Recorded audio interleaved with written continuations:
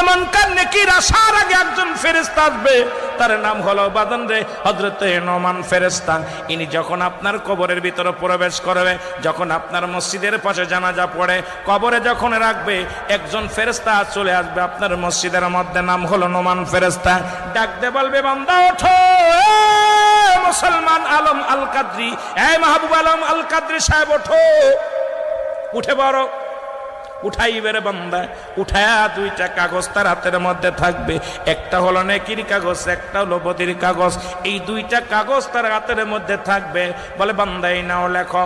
বান্দার আমল নামা, যার আমল নামা তার লেখা লাগবে। আমরা জানি কেরামন কাতিবিন লিখে রাখছে, এটা আপনার কাছে পৌঁছায় দেওয়া হবে, এটা আপনার নিজ হাতে লেখা লাগবে। বান্দা যখন উঠে ডাকবে, যখন ডাক শুনিয়া উঠবে, বান্দা ডাকতে বলবো, ও আল্লাহর ফেরেশতা, তুমি আমারে ডাকছো।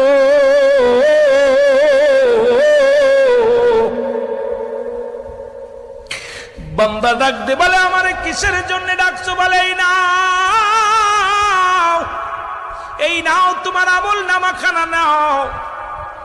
আমল নামাখানা হাতের মধ্যে দিবে, ভালো আমল নামাখানা আগে দিবে হাতের মধ্যে রে বান্দা।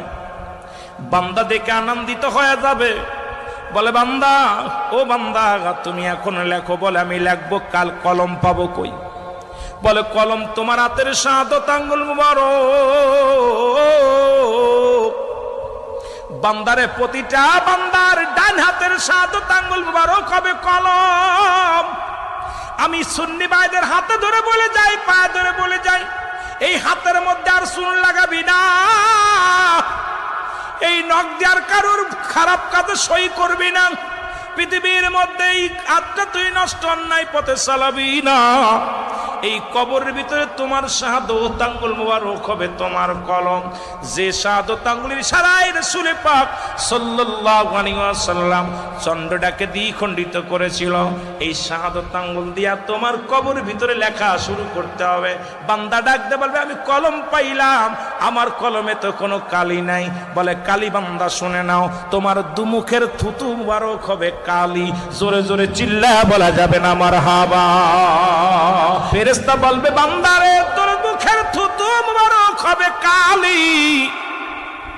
আমি আপনাদের পায়ে ধরে বলে যাই, এই মুখ দিয়ে আর সিগারেটে টান দিবেন না, এই মুখ দিয়ে আর জর্দা খাবেন না, এই মুখের ভিতরে হারাম জিনিস ভক্ষণ করবেন না, এই মুখ দিয়ে গাঁজা গুলি খাবেন না, গাঁজা খাবেন না, ইয়াবা খাবেন না, বাবা খাবেন না, ট্যাবলেট খাবেন না। ও আমার ভাইয়েরা, শুনে নেন, শুনে নেন। আপনি আপনার মায়ের গর্ভে যখন ছিলেন 10 মাস